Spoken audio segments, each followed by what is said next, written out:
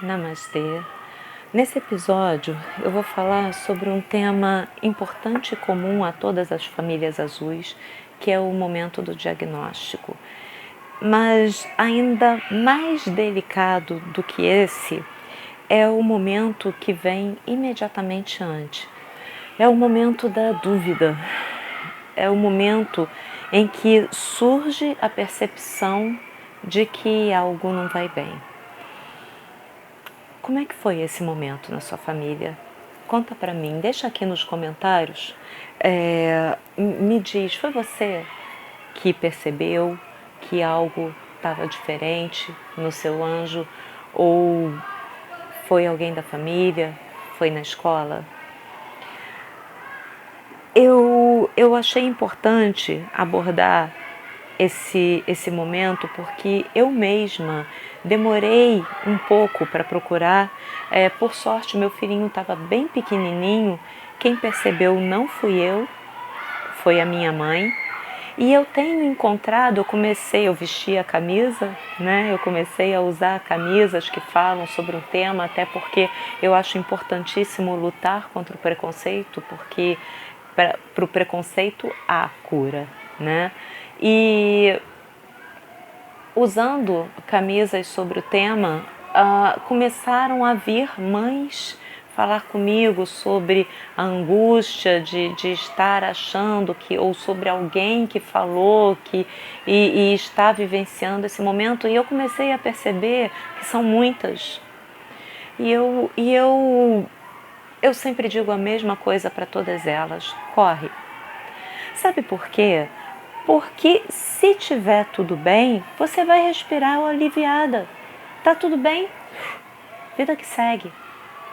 Se não tiver tudo bem, você vai descobrir qual é o problema e quanto antes, seja qual for o problema, melhor. Eu digo para elas, corre, até porque quanto mais novinha é a criança, mais plasticidade tem o cérebro, mais ele consegue criar conexões novas. A minha mãe percebeu porque o meu filhinho não mandava beijo, não dava tchau, não batia palma assim. Mais importante de tudo, ele ainda não falava. Ele falava ia, mamã, mamã, mamãe, ia de passear. Papai, ele começou a falar um pouquinho depois de papai. E aba, aba, que era água. Ele falava menos de seis palavras e não formava frases.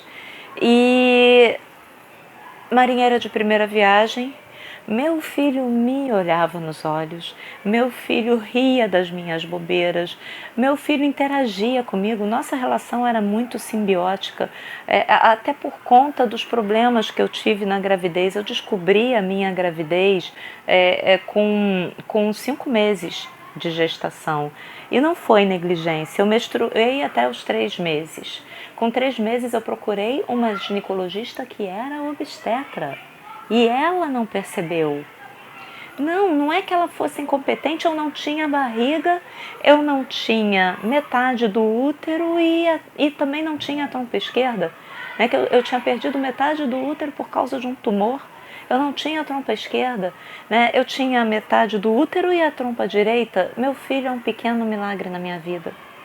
E é por isso, talvez seja por isso, eu só posso falar de mim, né? Então por isso talvez que eu tenho certeza absoluta que é a minha missão. Eu sinto como se Deus tivesse chegado para mim e dito: cuida desse aqui para mim. Sim, porque nem os profissionais da ginecologia, da obstetrícia, acreditavam que eu pudesse engravidar.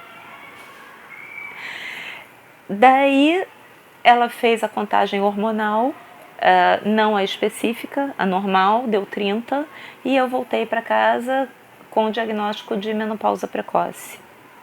E eu estava no 3º mês gestacional, ou seja, eu perdi exames importantíssimos. Com 5 meses, eu comecei a sentir muita dor no corpo todo, eu comecei a sentir muita dificuldade de dançar, eu sentia como se eu estivesse petrificando, porque pela ausência da barriga, ele começou a se espalhar nos meus quadris. Eu vou colocar foto dos meus primeiros meses de gestação aqui para vocês verem. Eu não desconfiei de nada. E aí, com 5 meses, eu falei, eu tô doente, não é possível. Eu sentia muita dor. E eu fui ao médico, o médico bateu nos meus rins perguntando, dói aqui? Dói. Ele bateu 3 vezes, a resposta sempre a mesma, dói, dói. Ele me mandou para o ultrassom, graças a Deus não me mandou, né, para tomografia. E eu fui para o ultrassom, na hora que ela colocou o aparelhinho na minha barriga, ela olhou para mim e falou, você tá grávida. E eu falei, hã? E ela repetiu, você está grávida. E eu disse, o quê? Eu não acreditava. E ela repetiu pela 3ª vez, você está grávida. E eu falei, mentira. E ela me virou o monitor, o bebê prontinho ali. E ela ainda falou assim pra mim, eu não sou paga pra mentir pra você. E eu olhei e estava ali o bebê, prontinho. E aí ela foi me dando as notícias, você está grávida de 5 meses, é um menino, tem até peru, olha aqui, ela falou assim mesmo. E eu levando os sustos, um atrás do outro, né? Pá, pá, pá, pá.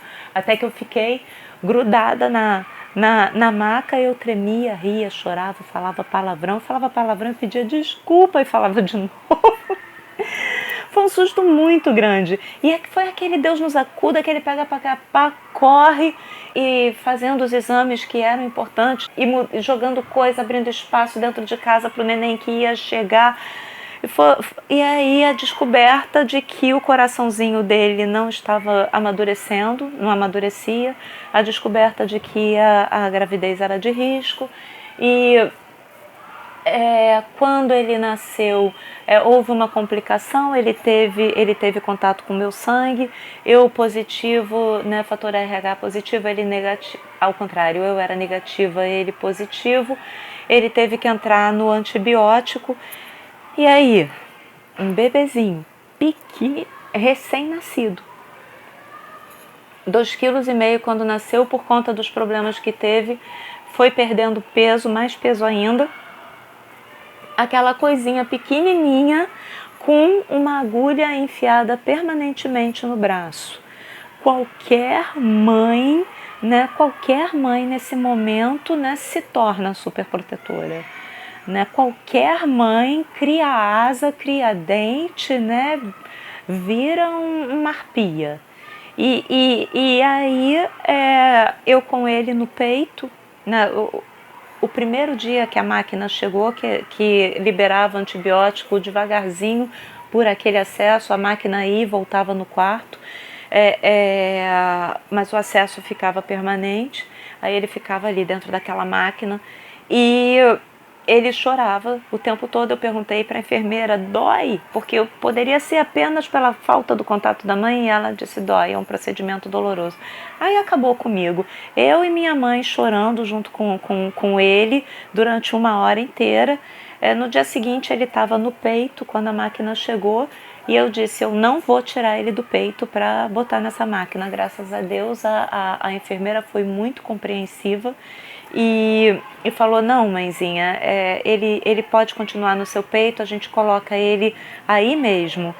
E aí, porque eu já estava toda arrepiada, né? Eu já estava latindo para a enfermeira, graças a Deus, nossa, ela foi um anjo. Ela colocou ele na máquina, no meu peito mesmo, ele estava mamando, continuou por 1 hora. Então, a partir desse momento eu aprendi, procedimento doloroso com bebê é no peito. A partir daí foi essa máquina que veio todo dia, foi injeção, foi tudo. Eu vou gravar um vídeo só falando sobre amamentação, possibilidade de acalmar seu filho, seja neurotípico ou neuroatípico. Ainda mais uma criança neuroatípica, a possibilidade de acalmar elas acalentando no peito, isso é poder, é um milagre da natureza. Eu vou gravar um vídeo só sobre isso, mas nesse episódio eu não quero me alongar, porque a minha intenção é abordar. Eu estou falando tudo isso para mostrar o porquê da minha relação ter ficado tão simbiótica. Então eu achava, talvez por isso, que ele me olhasse nos olhos, que ele tivesse esse contato tão forte comigo. Pode ser que não tenha sido isso, pode ser, mas pode ser que tenha sido. Eu estou falando isso para mostrar que eu não percebi nada disso por conta dessa intensidade de relacionamento que eu tinha com ele. Ou talvez não tenha sido nada disso, talvez tenha sido apenas pelo fato de eu ser marinheira de primeira viagem. Fato é que meu filho ria. Eu vou colocar as fotos aqui. A interação que ele tinha comigo. E eu demorei muito para perceber que algo não ia bem. A minha mãe começou a sinalizar e a falar, e ela me pediu para que dissesse para a pediatra as coisas que ela tinha percebido que, segundo ela, né, as primeiras coisas que a criança faz, e bater palminha, mandar beijo, dar tchau, e ainda o fato de que ele ainda não falava, com 2 anos de idade. Eu falei isso com a pediatra falou, mas você não vai querer que uma criança que fique em casa tenha o mesmo desenvolvimento de uma criança que vai para a creche, né? Porque a partir desse susto que houve, né, no hospital, nós ficamos 1 semana internados no hospital,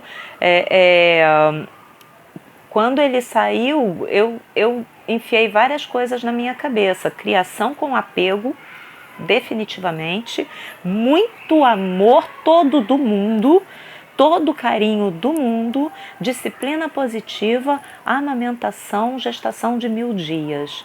Eu me tornei um ser marsupial, né? Eu estava continuando a gerar, mas do lado de fora. Isso eu tinha como ponto pacífico da criação do meu filho. E aí, quando ela me disse isso, eu falei, o problema é esse? Bom, então vamos resolver o problema, vamos colocar na escola. E isso, olha o tempo que eu estava perdendo, ele com 2 aninhos.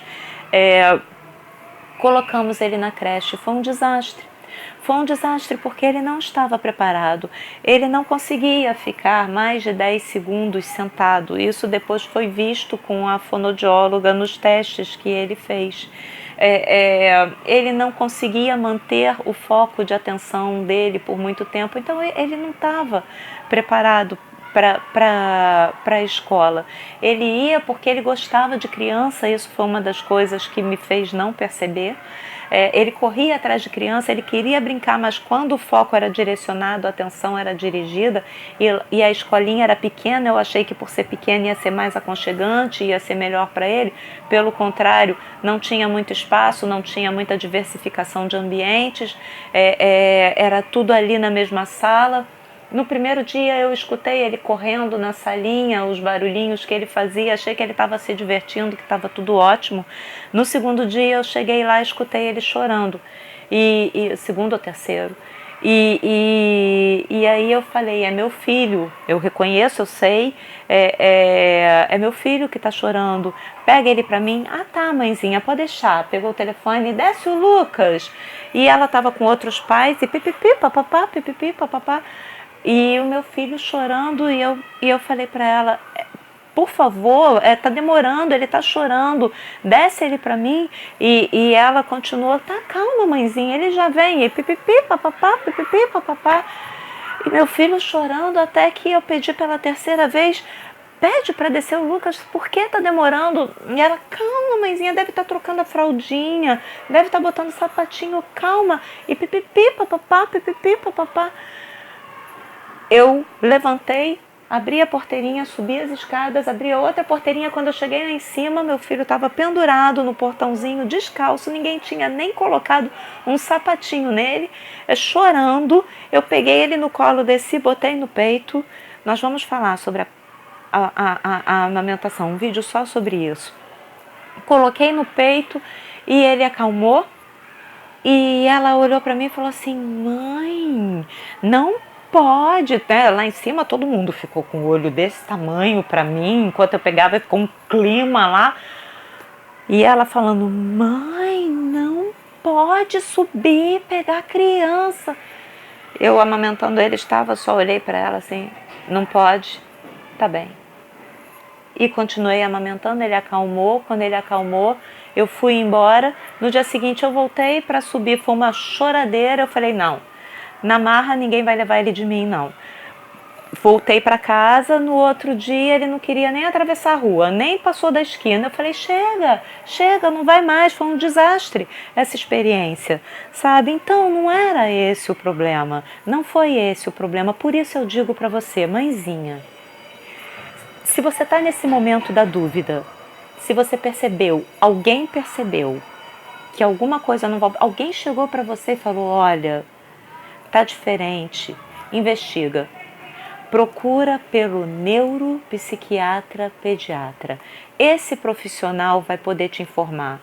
Depois eu vou gravar um outro episódio só sobre a dificuldade da obtenção do diagnóstico precoce e da ficção que se criou em torno disso. Eu escutei de uma profissional que trabalha junto a crianças especiais, mas já tão pequenininho, sim, já, e graças a Deus, e nem tão já assim, porque se eu tivesse corrido quando a minha mãe sinalizou que estava com dúvida, teria sido muito antes, a intervenção teria sido mais precoce, eu teria aproveitado mais ainda a neuroplasticidade do cérebro do meu filho, ele teria evoluindo ainda mais do que ele evoluiu.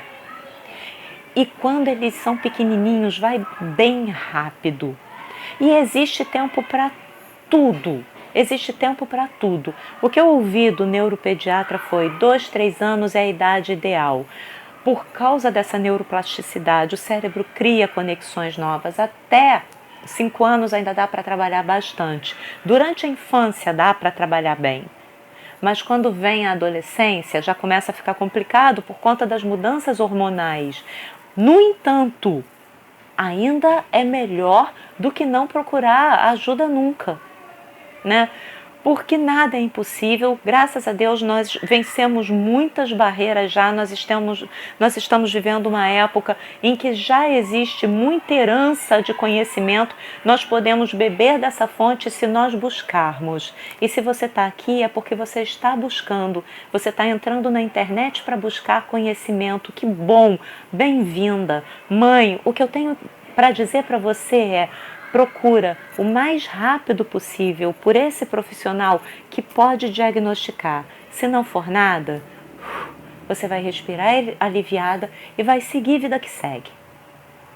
Se tiver algum problema, seja ele qual for, um distúrbio de linguagem, um atraso no desenvolvimento, o transtorno do espectro autista, você vai arregaçar suas mangas e vai começar a trabalhar. Quando a gente recebe esse diagnóstico, né, são as palavras que ninguém quer ouvir. Seu filho pertence ao TEA. Seu filho tem o transtorno do espectro autista. Ninguém quer ouvir isso, né? Somos humanas.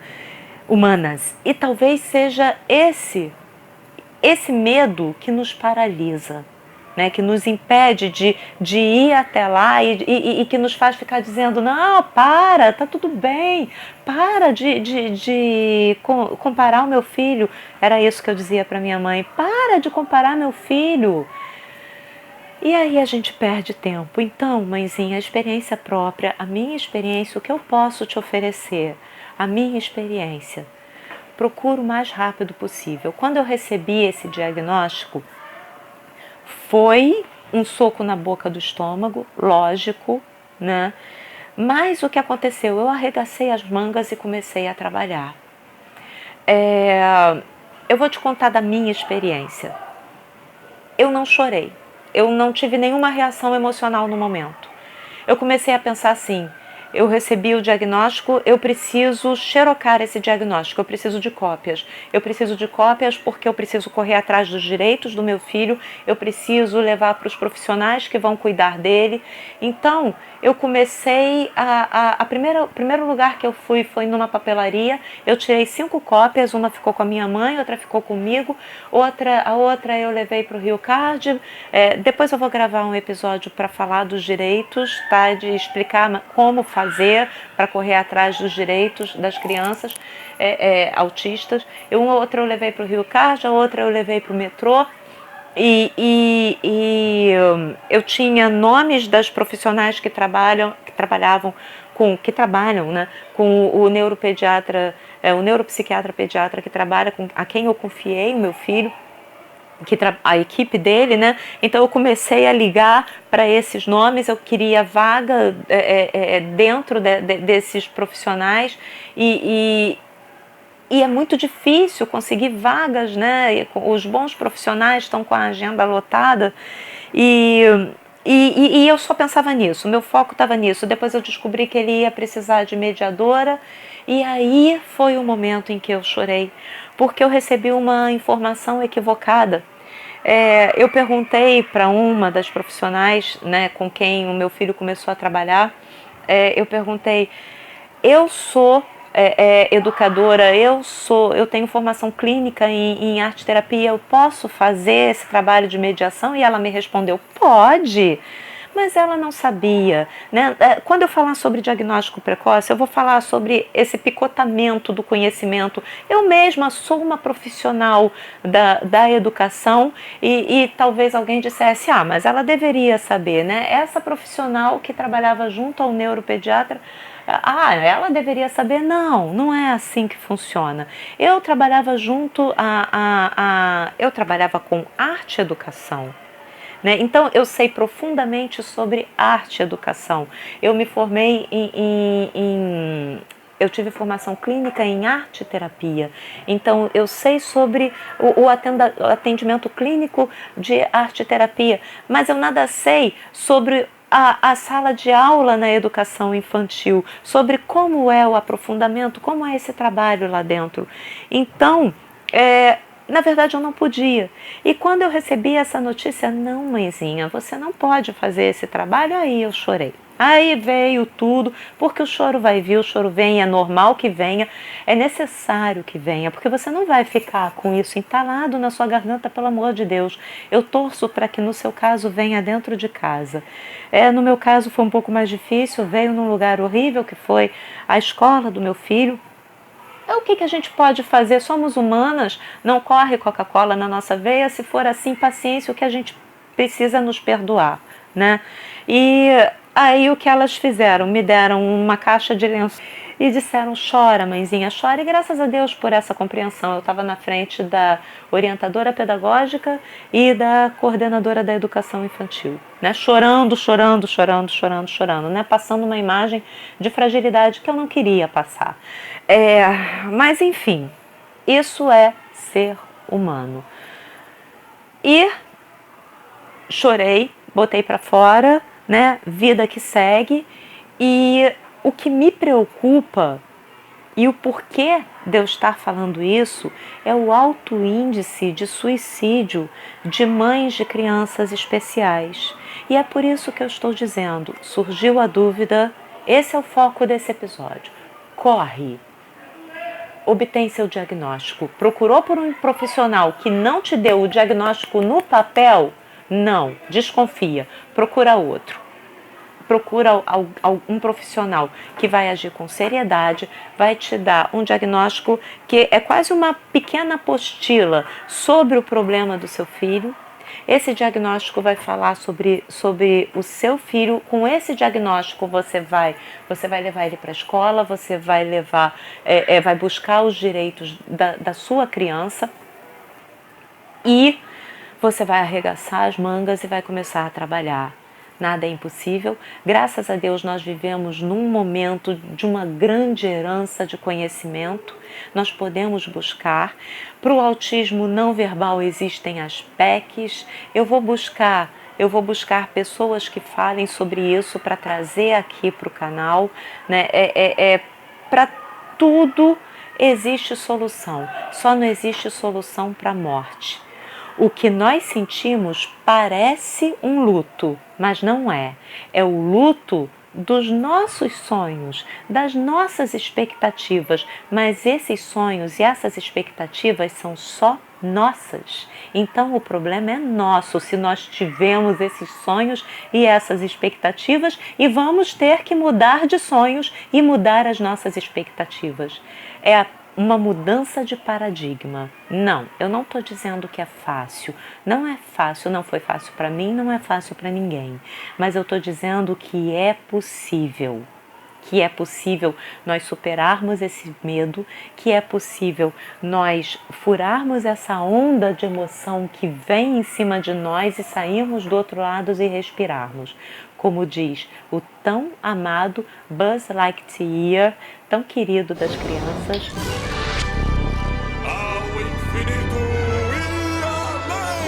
Ao infinito e além. Força, mãezinha. Força. Seu anjinho azul depende de você.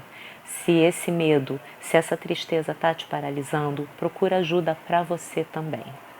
O mais rápido possível. Existem estudos sérios que comparam a mãe da criança autista, a mãe da criança especial, o estresse que ela vive é o mesmo de um soldado em campo de batalha. Então, mãezinha, a sua dor é válida, o seu estresse é válido, mãe ou pai ou avô ou avó, quem quer que esteja aqui buscando por conhecimento, a sua dor é válida, isso é ser humano, nós somos feitos de carne, ossos e nervos, então se você está paralisado pela dor, procura ajuda, para você também, porque seu anjinho precisa de você, mas pelo amor de Deus se mexe o mais rápido que você puder e conta comigo, inspira, expira. E pelo amor de Deus, não pira. Vamos juntas, juntas nós somos mais fortes. Namastê. E se você gostou desse vídeo, inscreva o canal. deixe o seu Like,